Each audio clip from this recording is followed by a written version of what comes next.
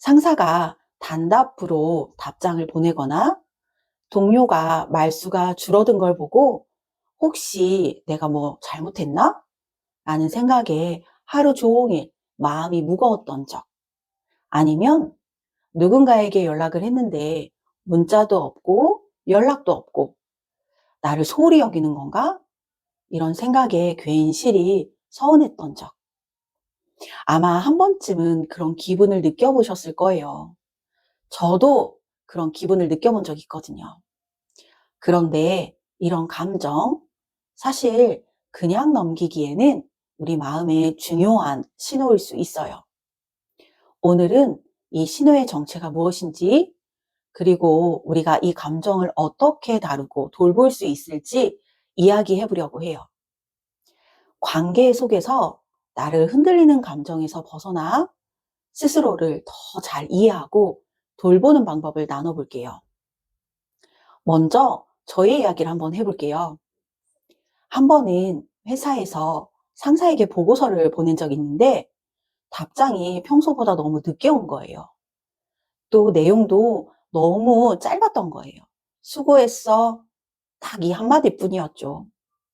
근데 그 한마디가 계속 마음에 걸리는 거예요. 내가 부족했나? 보고서가 문제가 있었나?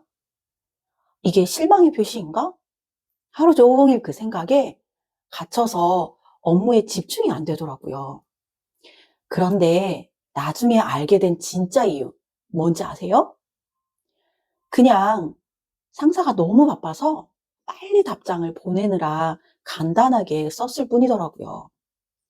제가 혼자 상상의 나래를 펼치면서 이 불안이라는 감정에 갇혀 있었던 거죠.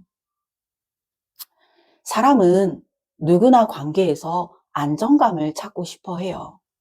하지만 때로는 다른 사람의 작은 반응에도 지나치게 흔들리고 또 그것이 내 가치를 결정짓는 것처럼 느껴질 때가 있습니다.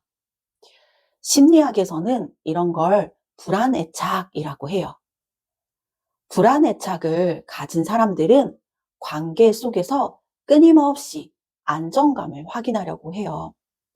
하지만 그 안정감이 지속되지 않아 더 불안해지는 악순환을 겪게 됩니다. 그럼 이 불안애착이 갖고 있는 특징 알아볼게요. 첫 번째는 타인의 반응에 과도하게 민감합니다. 예를 들어 앞에서 얘기했듯이 상대가 답장이 늦어지면 내가 뭘 잘못했나 하고 걱정하고 고민하게 되죠. 이게 불안애착이 갖고 있는 특징 중에 하나입니다. 두 번째는 자기 가치를 타인의 태도에서 찾는다라는 거예요. 상대방이 나를 좋아해 줘야 왠지 내가 괜찮은 사람 같고, 그렇지 않으면 나 스스로 무가치하다라고 느껴집니다. 이게 불안애착이 갖고 있는 두 번째 특징이에요. 세 번째는 과거의 결핍 경험이 영향을 미친다라는 거예요. 일상생활이나 뭐 직장에서 만나는 관계에서나. 어릴 때 충분히 사랑을 받지 못했거나 불안정한 관계를 좀 많이 경험을 했다면 이런 애착 스타일이 형성이 될 수 있어요. 불안애착은 우리의 마음속에 경보 시스템 같은 역할을 해요. 무언가 잘못된 게 아닐까? 이런 불안감이 나타나지만 사실은 그 경보가 늘 언제나 정확하지 않다라는 거예요. 그럼 우리가 이 불안애착을 극복하기 위해서 제가 먼저 했던 건 바로 내 불안을 억누르지 않고 들여다보려는 연습을 했습니다. 불안을 억누르려는 게 아니라 그냥 이해하려고 노력을 했어요. 예전에는 이런 감정이 들면 다른 사람을 탓하거나 내가 너무 예민한 게 아닐까? 하고 스스로를 자책을 했어요. 그런데 한 발 물러서서 생각해 보니 이 불안은 단순히 현재의 문제가 아니라 내가 겪어온 결핍에서 온 감정이라는 걸 알게 됐어요. 내가 왜 이렇게 상대방의 반응에 예민할까? 하고 나 스스로에게 물어봤을 때 어린 시절의 경험 속에 있더라고요. 그때 충분히 인정받지 못했던 기억. 지금도 내 마음속에 경보 시스템을 민감하게 만들었던 것이죠. 그리고 두 번째로는 스스로를 돌보는 작은 행동을 시작했어요. 하루에 5분이든 10분이든 나만을 위한 시간을 만들어 봤습니다.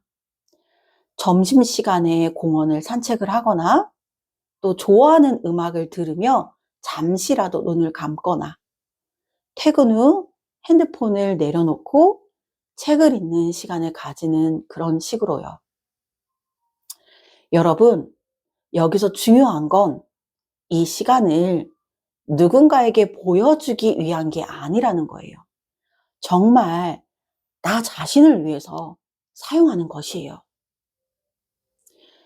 지금 여러분도 불안한 감정으로 힘들어하고 있다면 제가 안내드린 연습을 한번 시도해 보세요.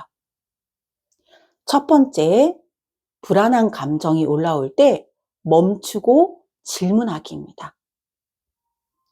상대방의 행동에 불안한 마음이 느껴질 때 이건 진짜 상황 때문일까?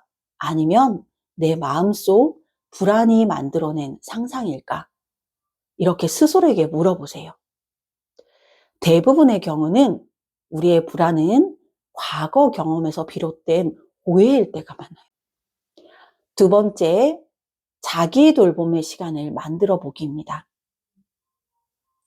바쁜 하루 속에서도 10분만이라도 나만의 시간을 한번 가져보세요.